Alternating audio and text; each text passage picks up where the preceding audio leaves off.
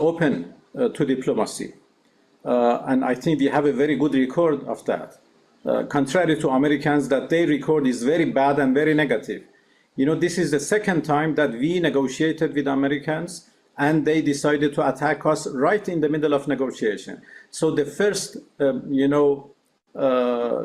rocket or missile or whatever that they fired hit the negotiation table. It happened exactly the same last June. We had another experience. We negotiated with them together with other members of P5+1, and we concluded the deal in 2015. And it was the US who withdrew with no justification, with no reason. And Iran remained committed to that deal as long as it was, in place. So nobody can question Iran's, good faith and readiness for diplomacy, for talks. There is no victory in this war. And they have not been able to achieve their targets, and they cannot achieve their targets in the coming days. As long as they continue, they cannot achieve anything.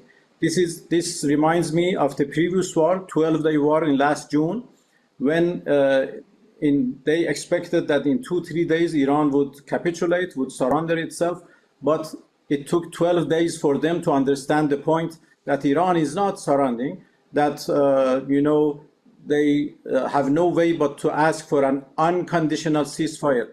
And this is what we heard from them in day 12, that they called us through Americans and asked for unconditional ceasefire. Well, if their goal is change the regime, that is a mission impossible. The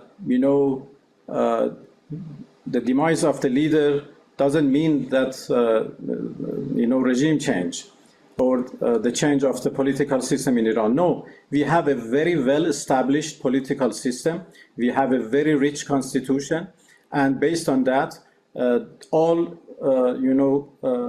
state institutions are in place. They are doing their job, their function. And as I explained before, even in the demise of the supreme leader, we have a procedure and that we have immediately activated, and you will see the result either tomorrow or the day after tomorrow, that a new leader would be appointed by the Assembly of Experts. All of those experts are elected by the people themselves, and the whole system, the whole regime, as you said, is strong enough to resist against any any turbulences. And as you see, we lost some commanders, top-ranking military commanders, but they were immediately replaced because everything is very well established in Iran. Well, actually, as you know, we have no problem with our countries in the other side of the Persian Gulf. We have friendly relations and good neighborly relations with all of them, and we are determined to continue these relations. What we are doing is, in fact, an act of self-defense and retaliation to the American aggression against us. We are not attacking our brothers in the, in the Persian Gulf. We are not attacking our neighbors, but we are attacking American targets. And this is obvious. The Americans, the United States military is targeting us, is attacking us, and we have no way but to defend ourselves.